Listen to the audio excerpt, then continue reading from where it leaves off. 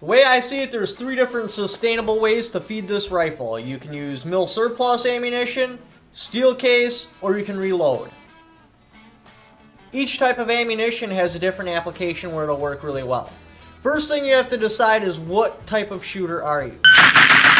I usually see 2 different types. There's either ones that'll put accuracy in the front seat, speed in the passenger seat, or speed in the front seat, accuracy in the passenger seat. Now, if speed is driving your school of thought of how you're going to shoot, I recommend steel cased ammo.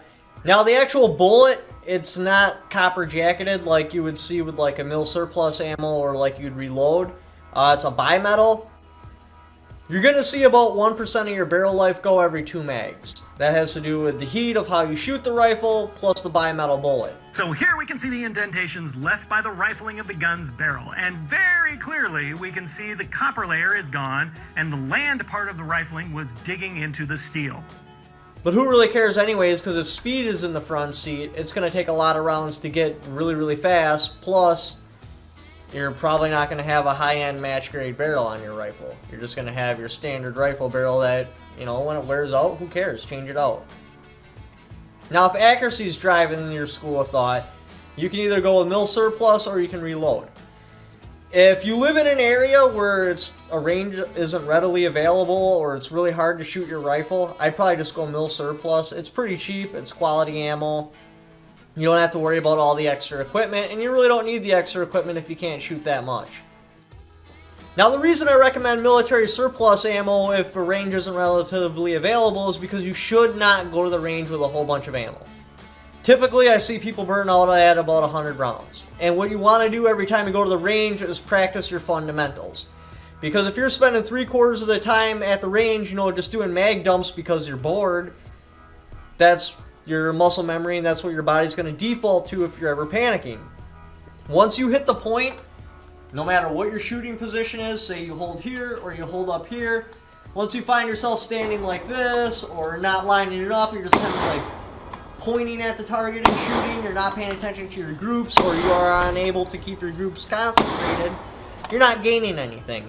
And if you spend most of your time doing that, that's what you'll default to, and you don't want to do that. Now, what you should be doing when you go to the range is you go through every step very slowly, very deliberately. Start with your rifle on safe. This way it would be more realistic, like if you see a threat.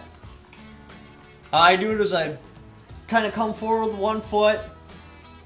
As I'm coming up with the rifle, slide the rifle off safety, get a proper sight alignment, depress the trigger, listen for the rifle to fire, listen for my reset, till the mag finally runs dry, come up to the button. As this hand's coming down, hit your mag release, come in with a new mag, charge the weapon, and then that's usually where I'll stop the drill, go back on safe. And then if your body ever has to default to that, like say you're panicking or something, it'll feel like everything's happening real slow in your head. You're like, sight alignment, fire, sight alignment, fire, sight alignment, fire. But in real life, it's like da da da da da da. The speed will become a byproduct of you being really proficient at what you do. And another good training idea that works out pretty well is throw an empty case in a mag once in a while, just randomly.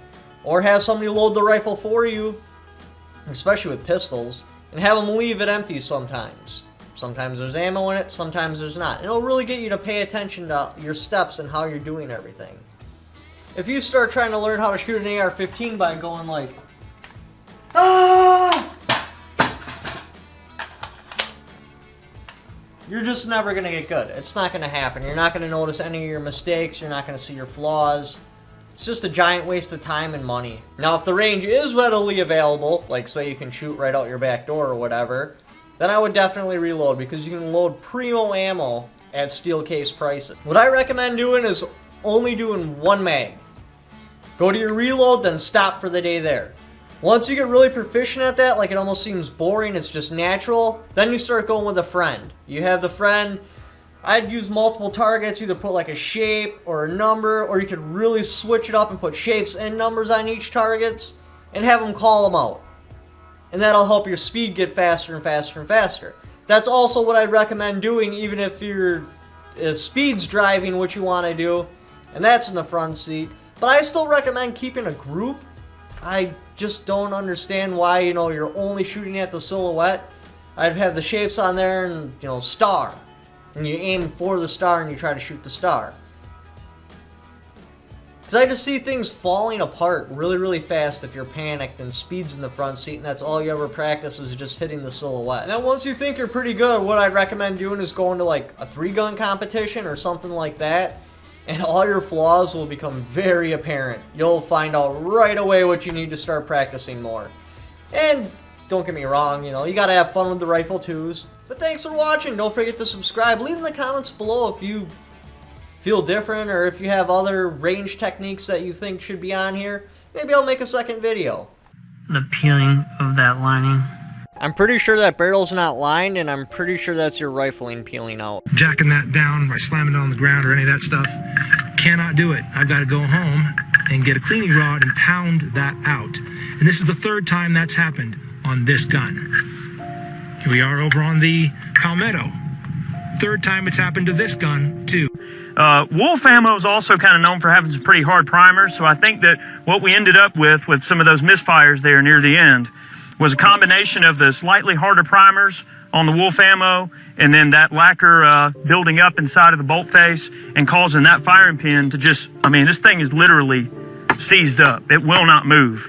I fired some Russian steel-cased ammo through it, and let's just say that test didn't go very well.